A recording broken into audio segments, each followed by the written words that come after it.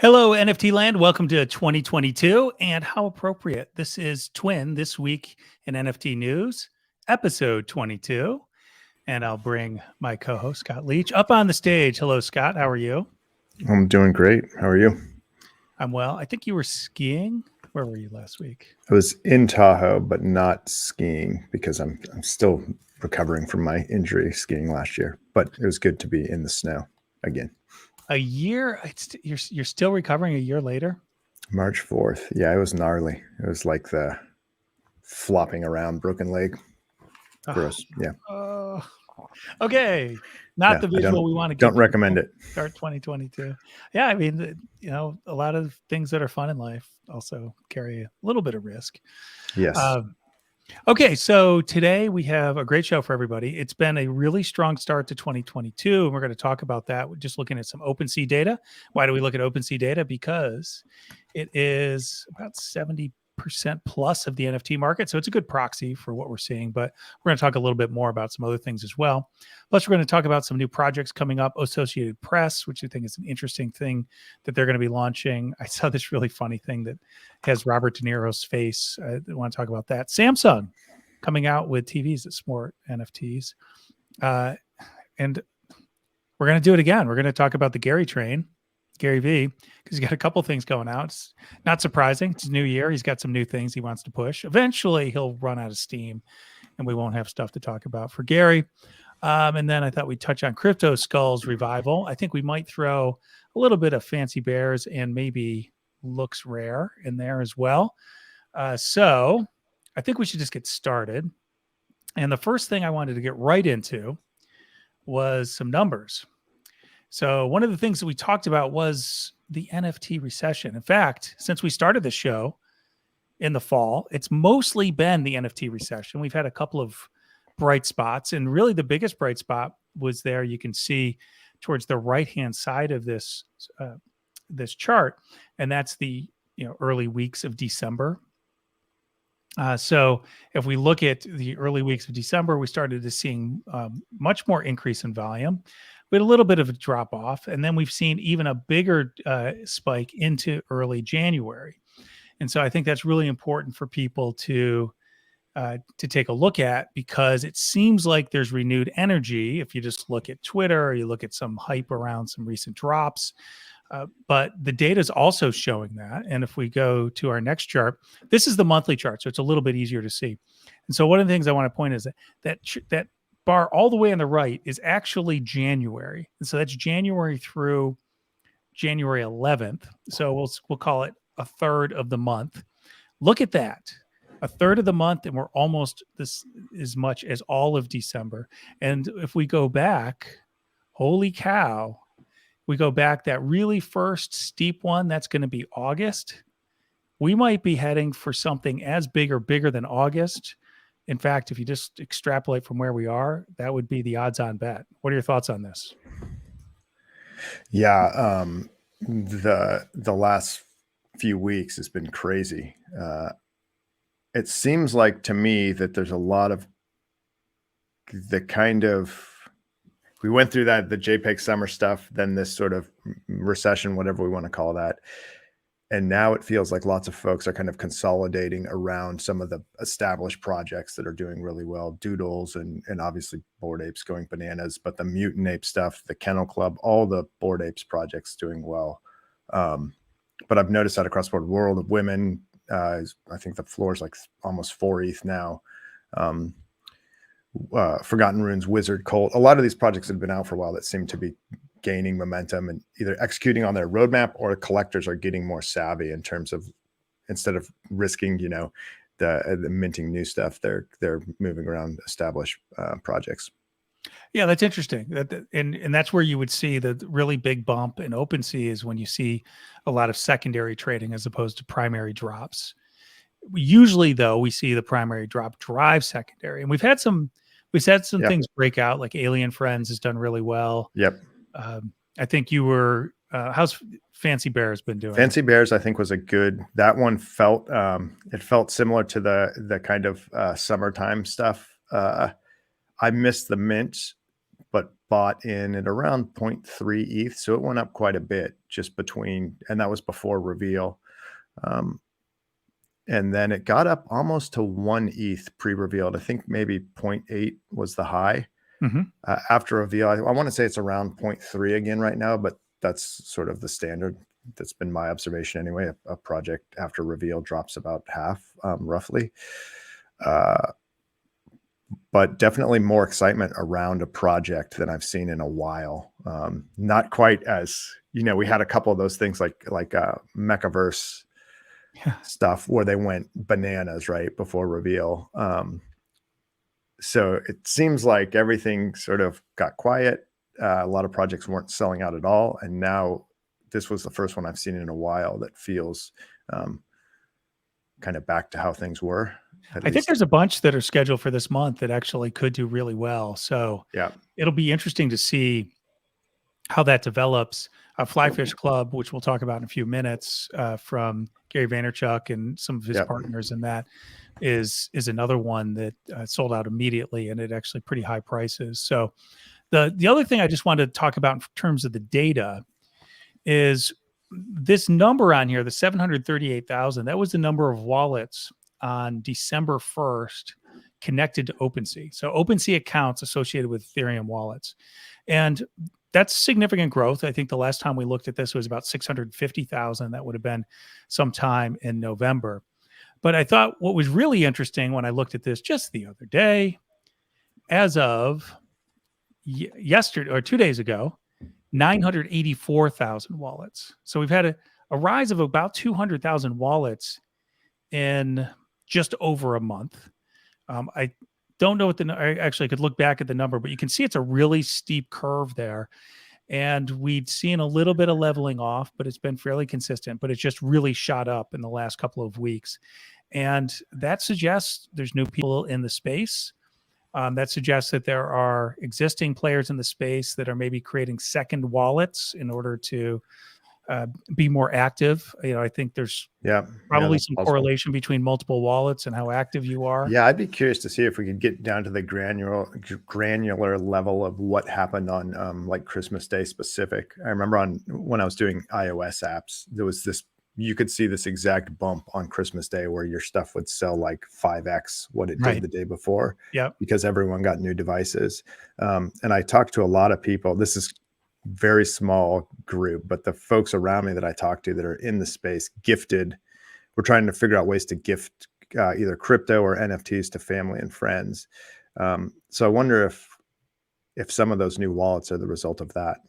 Just curious. I don't think it's driving a lot, but could be interesting. Well, I'll look at it. We'll talk about it next week. Cool. I'll break down the data. No problem. Happy to do that. Let's see here. So I think that's all. I think that's all I really want to talk about in terms of numbers. I think we should talk about that maybe more next week and the week after, because we're going to see more and more of these things come in. But one other interesting point I want to throw out there, and I haven't looked at it as closely as you, but this feels similar to what was happening around late May last year, where ETH was going up and up, and then suddenly it started tanking. Yes. And then NFTs went bananas. All this stuff is changing all the time, but there is it's kind of happening again, right? Like a lot of coins are low or kind of really volatile, and we're starting to see NFTs going bananas again. We were just talking about that last night with the Niftorian project. So we have a nightly call. Actually, we're thinking about doing our nightly leadership calls on Discord. So if anybody wants to join, be sort of fun for them to keep track of what we're doing. But we had tentatively planned to mint later this month, but we haven't set a date. And some of the things we were doing is we got some of the project going, like the NFT Artist Accelerator is going to be kicking off, a few other things. So we were trying to focus on those things as opposed to just the mint. But we were coming back to it and we said, gee, you know what? We probably should take advantage of what looks like a renewed energy in this market and a lower price of ETH to get some of the project out there. So I think there's some strategy there as well with the price of ETH, as well as you point out, we saw this before where when ETH went down, NFT collection went up. Yeah. I think that there's folks that I don't know. It's hard to, everyone has their own way of thinking, and I'm not necessarily financially motivated in terms of my decisions around NFTs. I should be more probably, but yeah, for me, sometimes when the ETH is stagnant and I have some sitting around, it's kind of like, oh, I should probably do something with this. I don't want to sell it. I'm going to keep it for a while. I might as well put it into something that interests me or that might have some other something that you hope benefits. won't go down, right? So I think that's the thing. Yeah, and that aligns with this notion of consolidating around existing projects. You know, okay, well, Doodles have been out for a while. They're doing well. Maybe that's a spot to get in, or Cool Cats, or apes. If that's a lot of ETH, but you know what I mean. Yeah, apes are a lot of ETH. Yeah. But yes, I think that a lot of people are seeing that. Although we have some things that have been really strong, like Pudgy Penguins now is some issue with some of the founders. So like nothing's untouchable. I will bring up one of my favorite topics these days. One of my big bones of contention with Gary Vee is he talks about how 98% of NFT projects will fail. Now he says this based on absolutely no data, just a gut on his part. But it's like, really, what does that mean? What does failure mean? And I think nobody's really asked that question. What does failure look like? What does success look like in this space? And so what I don't like is when he says that it might discourage artists from getting involved, because that's what we need. We need better artists, better projects out there. I think what he means is the 98% of a lot of the PFP projects that launched last fall might fail. Maybe he means all of them, but I actually am pretty bullish on what we're going to see this year. I think we're going to see a whole new round of innovation, and we're going to see some things, you know, as big as some of the blow-ups that we had last year. Yeah, I agree. I think, well, regarding his comments specifically, I mean, he says a lot of stuff from his gut, right? I think that my take is similar to yours. I think he's referring to the kind of cash grab projects, or the ones that aren't necessarily vested in a long-term strategy, or have the grit to endure. I do think emphasizing, like, artists, especially if you have something to offer that's true in some way to you, or authentic, I think those are the projects that are going to do well, not just in NFTs, in any space, whatever you're doing. But yeah, and the innovation thing, I think we're going to see some really cool stuff this year, I think, and it's going to start to click for people that are still on the train of right click and save or whatever. I think when they start to see some of the utility use cases that are going to emerge, and how some of these things, creative stuff people are doing, I think it's yeah, I'm excited. Yeah, absolutely. Okay, well, let's move to our recurring theme of a segment, brands in NFT land. And we have a couple of interesting brands who are supporting the NFT space coming out with news over the last week. The first I want to talk about was the Associated Press. So a lot of people might be familiar with the Associated Press. It's a wire service. Basically, all the big newspapers, media outlets subscribe to the Associated Press, so they don't have to have reporters everywhere doing everything, but they can offer a full coverage of news. And so they have their own in-house staff, and then they supplement it with whatever the AP is reporting on. And they have local reporters, they have national and international reporters. Okay, so that's the Associated Press. A lot of people don't know that they're also very famous for their photography. So when someone publishes, whether it's online, a newspaper, magazine, they often want photos. There needs to be someone there, a photojournalist on site to get those photos. Associated Press has, I think, the biggest crew of photojournalists out there. And so they provide a lot of the images that you see in the news media. And one of the questions is okay, what do you do with these assets that you have if you're a big brand, particularly things that are readily convertible to NFTs? And the Associated Press has decided that they're going to create their own marketplace. They're going to do regular drops of photos. And it seems like they're going to do mostly the more famous ones. Certainly there's a separate category they have for the Pulitzer Prize winning photos, but that's a much smaller number of total photos. And then they're going to have this regular drop of photos that I think are famous. You're going to be able to pay for them with credit card or Ethereum. They're using a company called Xooa, XOOA, to create a white label marketplace for them. And they say that they're going to generate revenue from it, obviously. and they're going to share some of that revenue with the photographers who took, but they won't tell you how much. My guess is going to be very, very little, but we'll wait to see. I don't think big corporation like Associated Press is going to be very generous, but they'll do something to check that box. Yeah. The other thing that I think is interesting in this space is that they're going to be on Polygon, so they're trying to avoid the gas fee. So we're seeing. We haven't seen a lot of this, right? People starting out on Polygon. We're starting to see more of these activities. And so I think this is just one more thing that's going to make it more common. People are going to be more comfortable with Polygon. We still are in the Ethereum network. People still just use their Ether. But as we see more and more of these drops coming on Polygon. And then the other thing is, I've reached out to them. There's no clarification on ownership. My guess is they're going to give you zero ownership. Yeah. That you probably won't. You'll probably be able to post it like on personal sites like social media, but not on public sites. But let's see what they say when they come back. I think that's going to be one of the big things about what does ownership mean. And these big companies, are they willing to give up control of any of their assets, even though they're rolling them out in multiple editions? Your thoughts? Yeah, I think it's great that, again, this is my constant struggle I have with brands getting into this. It's awesome because it creates awareness, but all those concerns you just raised are definitely big questions for me as well. There's so much opportunity in this space specifically.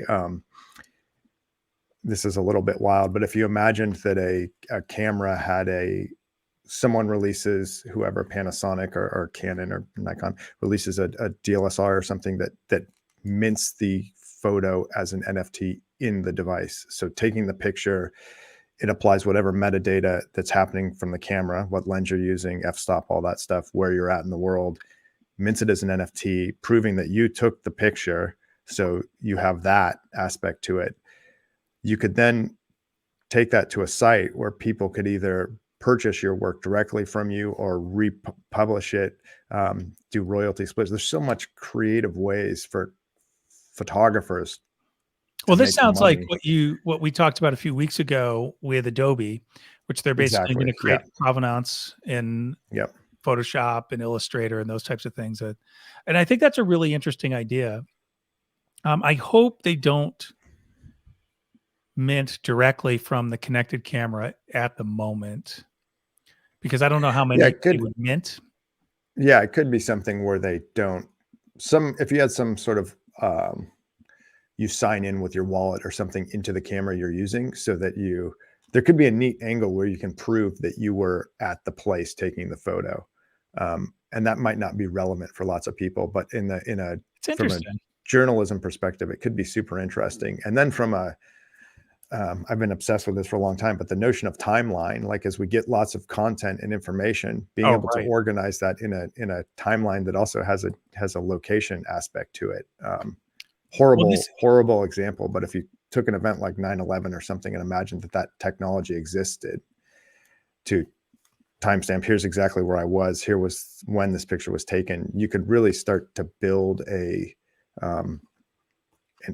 history around events that happen, good or bad. I don't know. I think there's something really neat. I like this, and I like the blockchain use of this, because what we've seen a lot in the news media over the last few years is we've seen images placed out of sequence in order to make a point, we'll just call it. And and that's disingenuous, fine, and people still might do that. But at the very least, if that image has a blockchain-based timestamp, so now you're winning me over.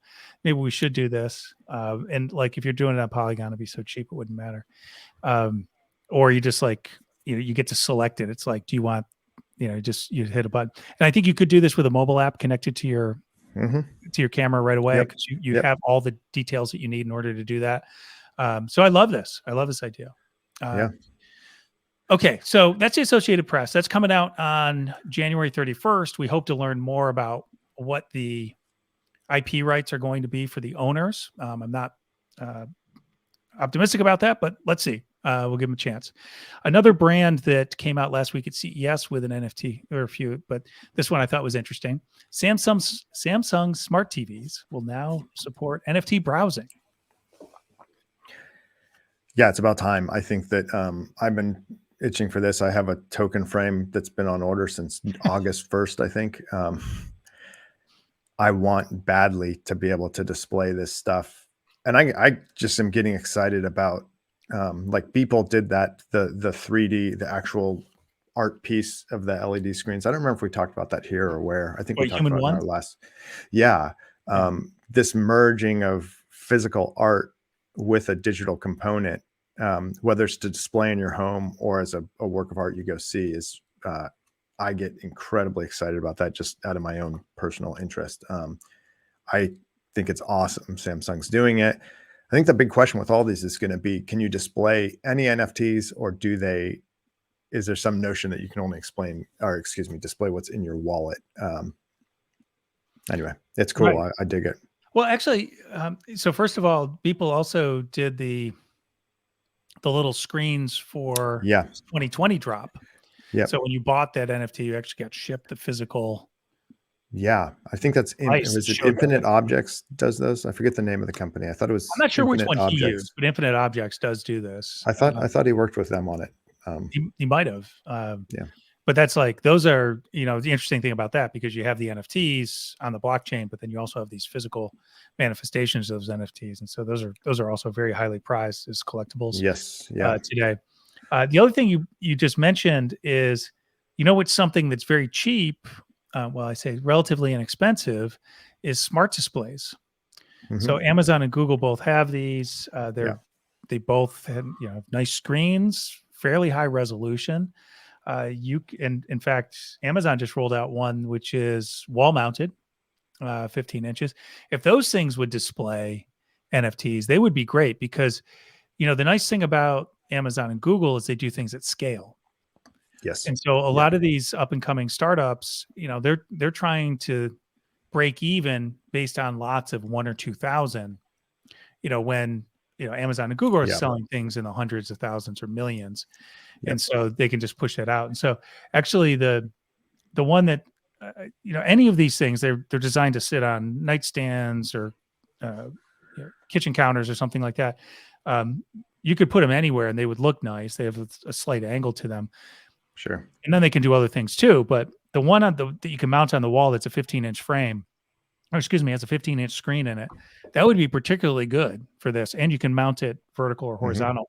Mm-hmm. Facebook has something similar, but you can't put it on the wall. So this is a good idea. I like this. Mm-hmm. Yeah, I think it's great. And I'm surprised. I think we'll start to see more of it everywhere. Yeah. Well, if we go back, I know there's an iPad app that does it. Sorry, there's an iPad app that does it? Yeah, I was looking like late last summer, actually. There was someone, like some just small developer, released an iPad app that connects to your wallet and you can display your NFTs. So I was looking at like, do I just take an old iPad, load this app on it, then put it in a frame and hang it on the wall or something? Yeah, that's all right. There's lots of things designed to mount iPads. Mm-hmm. Yeah, I think that's potentially interesting. Yeah, it just, as we get into this space, it makes me like future thinking.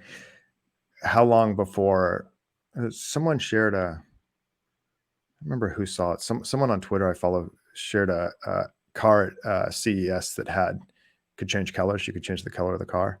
So I don't know if it was LED panels on the car or some sort of LED technology, but I wonder, as NFTs and digital ownership becomes more prevalent, are we going to start to see that, homes where an entire wall is an LED panel that absolutely lights up or can display whatever? And I think the mix of that, along with more video conferencing and other forms of augmented reality, I think we're just going to see more integration between digital and real. And with the resolution the way it is, some of the stuff just looks plain real. Oh yeah, so you get up really close and see what's what. Well, Samsung has this thing called the Wall, which is basically these square, maybe they're 16:9. I think they're square, actually. Digital panels. You can just put up as many as you want. Well, it's not as many as you want, but it's like really large. You can go to. And I mean, these are the types of things that you had in sports stadiums, and you had really expensive proprietary software would run those and make sure that the image was properly displayed on all the different panels. But Samsung has this version that they'll sell now. It's not cheap, but yes, I absolutely agree that we're going to have like large walls and those types of things. This idea that we have this idea of a frame for something is maybe a skeuomorphic artifact. Why not just wire up the wall? So I think that's good. Okay, yeah. let's keep moving. I want to talk about. Oh, let's bring this up. I thought I would just bring this up. This is I don't know if this is in the right order, but we'll bring this up. I thought this was interesting. So Robert De Niro, famous actor, they rolled out an NFT, the Lit Project, and his facial expression changes depending on the price of Ethereum. So if Ethereum is up, he's like happy. If it's like not doing so well, he's a little stern. If it's cratering like it did a couple weeks ago, he's beside himself. This is a novelty. I don't think there's like a great project behind this or anything, but I think this is the type of thing where we're talking about NFTs, which aren't just the art or the image itself, but then tied to an oracle that then has this ability to transform. We've seen these things that transform based on what you do from an activity standpoint or lack of activity standpoint, but I haven't seen anything that tied in real time to an oracle and that could change back and forth. Yes. Yeah. This stuff is, like you said, it's just novel, right? But I think this is the start of what is we're going to see some really cool applications of this. And I think it's going to start to click for people. That's incredibly exciting to me. The idea that artwork or anything can change over time based on outside factors, whether it's the time of day or the weather or the price of ETH. It's awesome. I get super excited about that. All right. So you mentioned at the top, LooksRare. So why don't you tell people a little bit about that process that the people went through and what your thoughts are on that? Yeah. So LooksRare is a NFT marketplace like OpenSea, and they did a airdrop of their own coin called Looks. I don't remember the exact dates, but if you were active on OpenSea between, I want to say it was like June and end December of the year, you got a certain number of looks based on how much trading you did on OpenSea. And those looks, I think they're currently valued at around $3.75 a look. It was a big airdrop for a lot of folks. I did a lot of trading at that point. I think I got like 2,500 looks, which is not an insignificant amount. The cool thing I really dug, so I went to their site. They actually have the marketplaces there and ready to use. They had me to claim my looks. I had to list an NFT for sale, which I thought was smart because it got me to kind of look at how their thing goes. It got me to see that their take is lower than OpenSea's. So that was clever. What is their fee? I think theirs is OpenSea's, I think is 2.5%. And I think theirs is 2%. So it's only 0.5% lower, but I mean, that is significant. And they also have staking and reward options right there. So you can stake your looks into a sort of vault, just stake them and get the APR right now is at like 900% or something on that.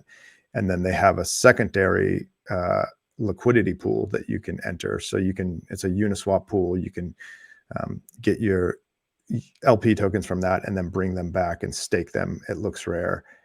And I want to say it was over 1,000 yesterday. I think more people are hopping in on that one. So it's dropped a little bit. But so far the value has stayed pretty consistent. I think people are still claiming. I don't know for sure, but I believe you can still claim. It looks like it. It looks promising. I haven't claimed mine yet, so I have to go through that process. I'm pretty sure I can still claim for another couple days. By the time people watch this, it might be past.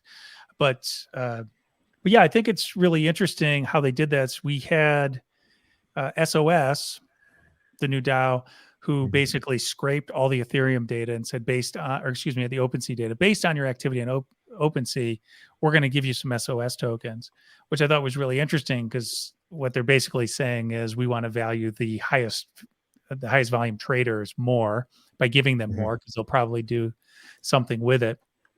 And so they didn't launch a marketplace, although they seem to indicate they're going to. But then we come in right afterwards with LooksRare, following a very similar strategy, drafting off of what OpenSea has done.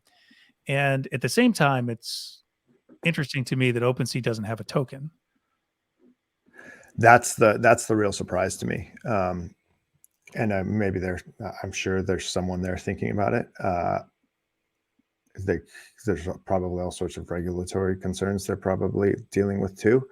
And they also have their business to run. But it's intriguing to look at this LooksRare and see, okay, they also do a thing. Some of the sort of approved collections, they do a thing like that the same way that OpenSea does. But on a lot of those approved collections, they have this other little badge that indicates that you'll get additional looks if you trade that specific NFT. Yeah, what is up with that? I can't tell yet, because when I try and click on what it means, it takes me to a page that's not found in their FAQ. Yeah, trading rewards page not found. So on their FAQ. So I don't know exactly what it is, but it sounds like they're basically trying to, I mean, they know that OpenSea has the lion's share of, it's where everyone does their trading, and they're trying to just pull people over and incenting them with rewards. I imagine over time that would probably shift a little bit. I know Rarible did that early on too. I remember getting some airdrop of the Rary coins for trading on there in the early days. I think it feels smart. This feels like the space is maturing a little bit, and you have kind of this some thought put into the product in terms of how to lure users over. My first instinct when I look at it that gets me a little bit concerned is, we know that there is so much social engineering in terms of hacking, not even hacking, but getting people to lose their tokens one way or another. When I go to a new site and have to now figure out, okay, is this the real World of Women project, or is this another knockoff? Right. Like, it's back to all the tricks I kind of learned on OpenSea, I have to learn again. So creates a little bit of a barrier, but it seems like they're doing a good job so far from what I've seen in terms of saying this is a verified project and this is not. There's still some stuff that's just not there.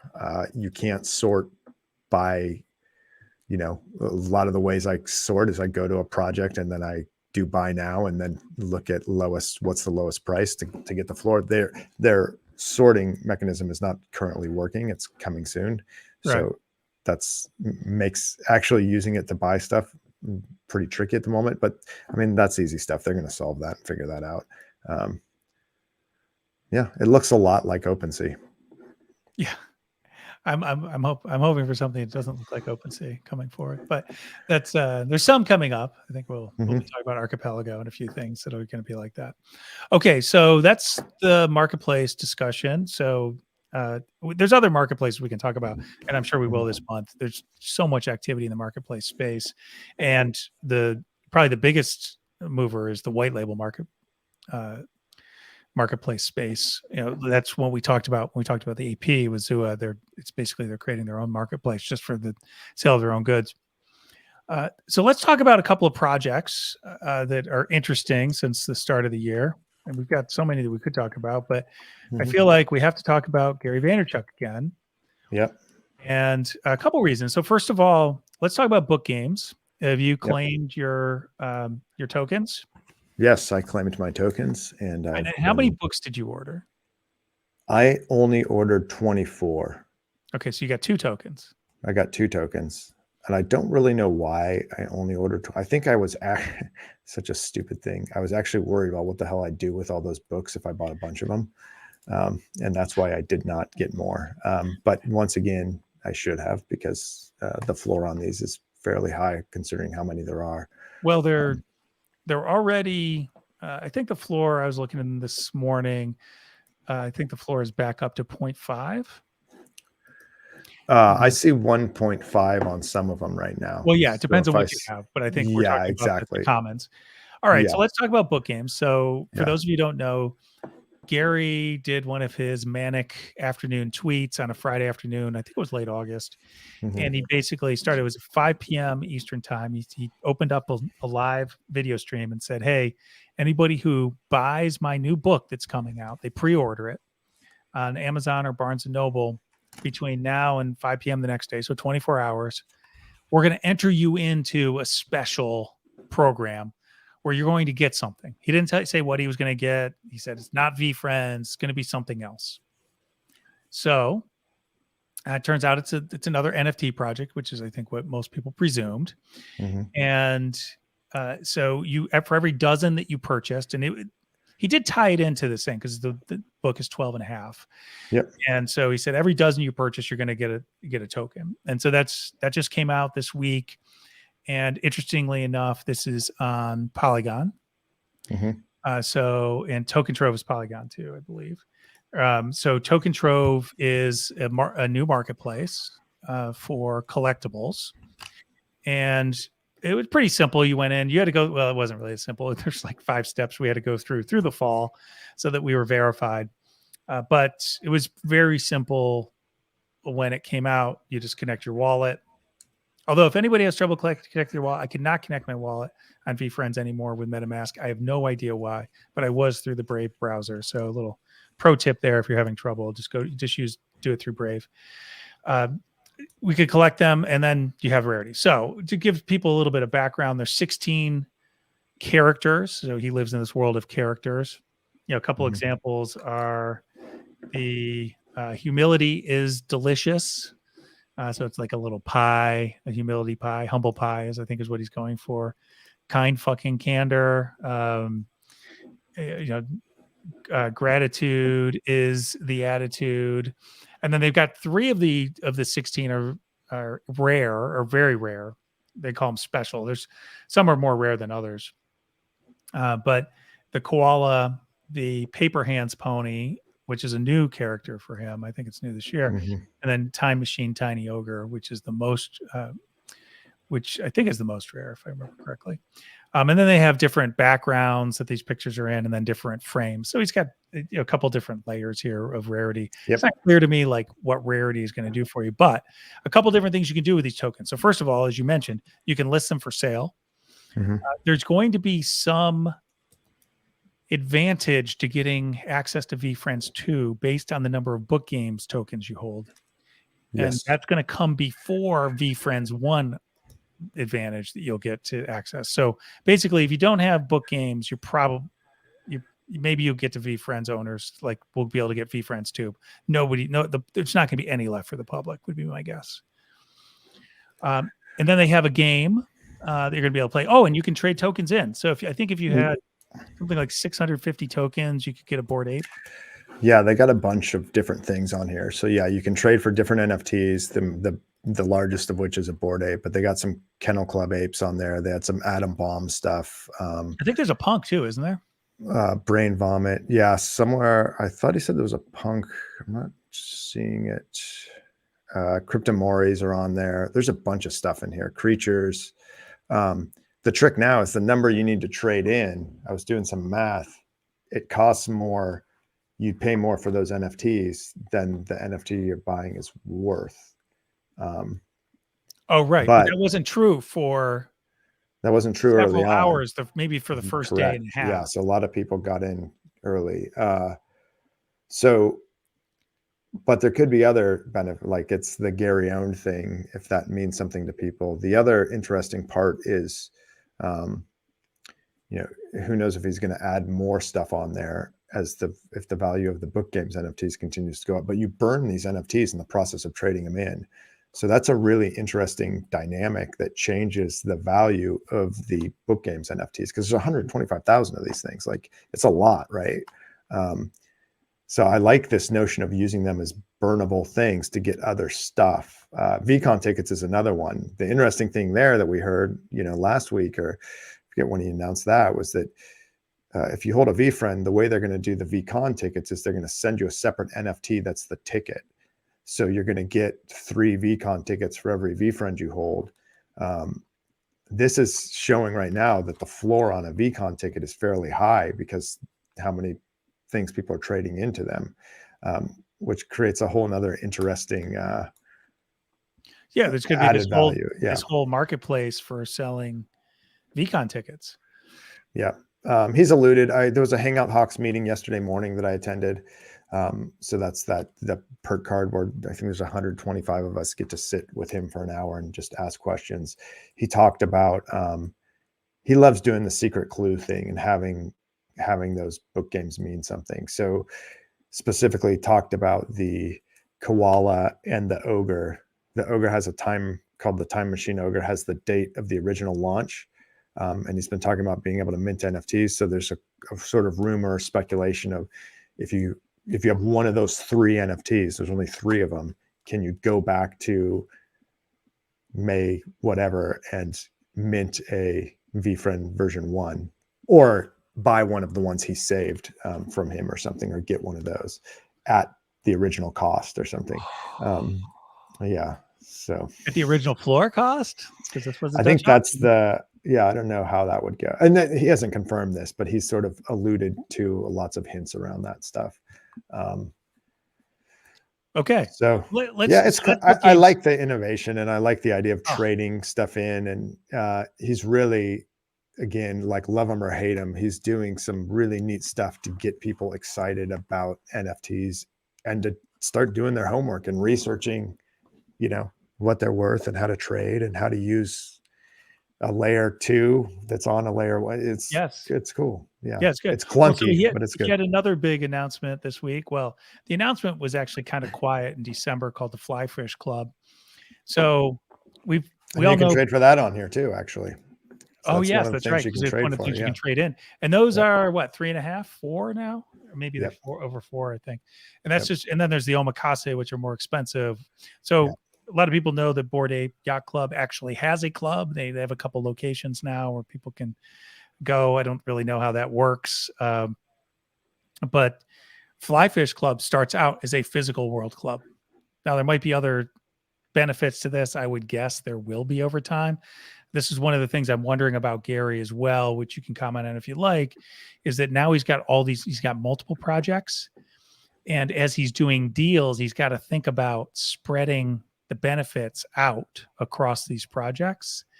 And so does that actually dilute the value of having like one of the projects? So that's one of the things I worry about a little bit. But Flyfish Club, it's really this idea of a club. It's a country club that's a restaurant, basically. Mm-hmm. And you have to hold an NFT to be there. And I presume you have to pay for dinner too. I think it just allows you to get in the building. What are your thoughts on this? Did you delve into Flyfish? I looked at it a little bit.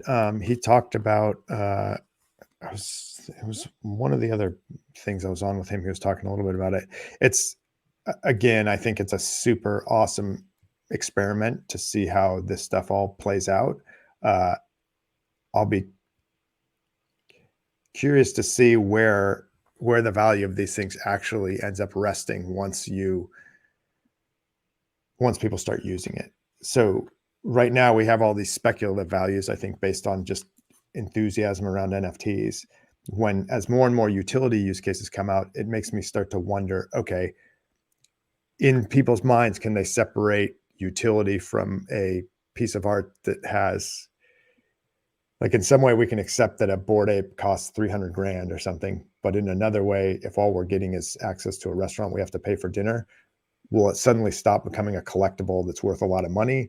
And will the utility not live up to that cost? It's interesting because Gary's stuff is all about utility, right? I think legitimately, I guess, VFriends are art now, given how much he sold the originals for in the Sotheby's auction. But the VFriends, it's about coming to the conference and everything else he would give you. Yeah. Flyfish Club, about getting into the club. Book games, being able to trade for real world collectibles, plus all these other things that you can do. It's really interesting. It's all utility. Yeah. But another interesting fact of that is when his auction was going, I don't know if you remember this, the ones that sold out first were not the utility tokens. I mean, everything gave you access to VCon, but his access tokens, given they were more expensive, but the access tokens were still the slowest to go. Yes. I think they were also the most expensive. So there's price discrimination. But even at when it got to the floor, it seems like I'm observing this, and maybe this is my own bias, but I'm observing a thing where it's difficult for some folks, I think, to separate the utility, what I was just saying before, from the value of the digital good. And once they start to value it as a utility, I think they have a lot more questions about why they're paying so much for it.